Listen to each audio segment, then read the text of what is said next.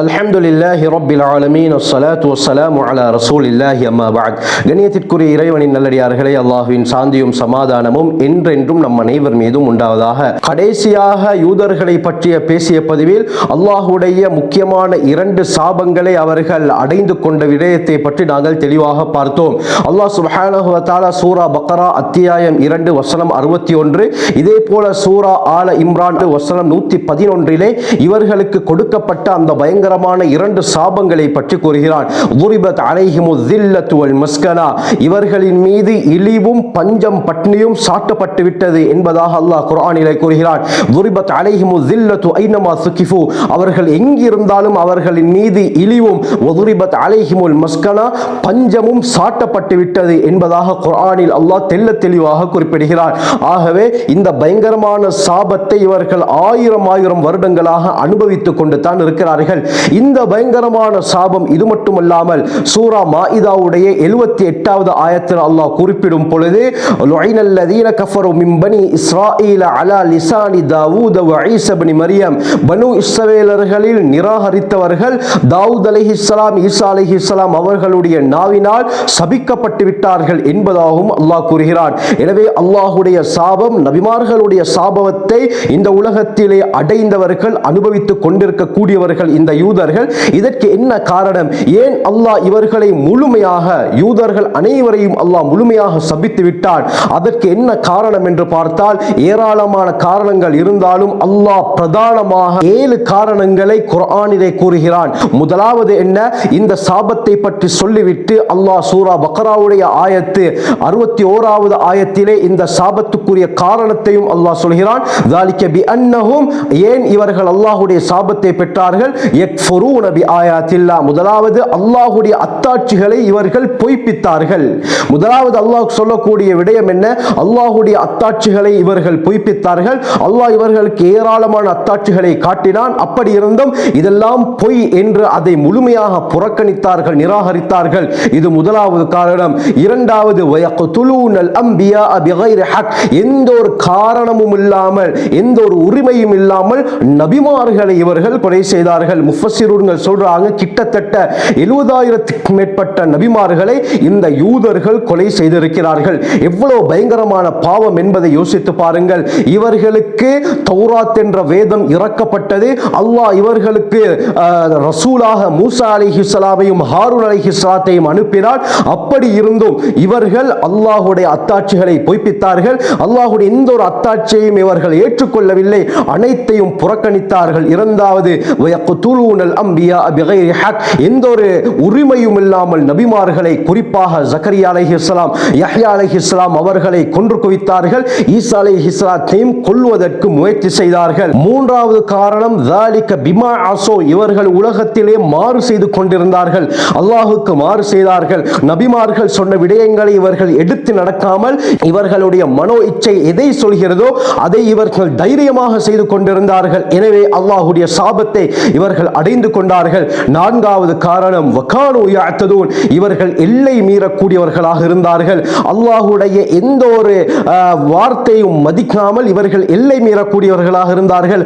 உதாரணத்துக்கு மஸ்ஜிதுல் அக்ஸாவிலே அல்லாஹ் இவர்களை நுழையும் பொழுது ஹித்தத்துன் நக்ஃபிர் லக்கும், ஹித்தத்துன் என்ற வார்த்தையை சொல்லிக்கொண்டு நீங்கள் மஸ்ஜிதுல் அக்ஸாவுக்குள்ளால் நுழையுங்கள், உங்களுடைய எல்லா பாவங்களையும் நாங்கள் மன்னிக்கிறோம் என்று அல்லாஹ் சொல்லியும் இவர்கள் அதை ஏளனமாக கருதி ஹப்பத்துன் ஃபீ ஷஅரத்தின், ஹப்பத்துன் ஃபீ ஷஅரத்தின் என்ற வார்த்தையை சொல்லிக்கொண்டு அல்லாஹ் இன்னொரு ஆர்டரையும் போட்டிருந்தால், நீங்கள் சுஜூத் செய்தவர்களாக, சிரம் தாழ்த்தியவர்களாக உள்ளே நுழையுங்கள் என்று. இதற்கு பதிலாக இவர்கள் பித்தட்டை பூமியிலே வைத்து தேய்த்தவர்களாக மஸ்ஜித் அக்ஸாவுக்குள்ளால் வீம்பு பிடித்த நிலையில் நுழைந்தார்கள். எனவே வகானு யஅ்ததூன், இவர்கள் எல்லை மீறியவர்களாக இருந்தார்கள். அல்லாஹ்வுடைய சாபம் இந்த யூதர்களை பிடித்துக் கொண்டது. ஐந்தாவது காரணம் என்ன?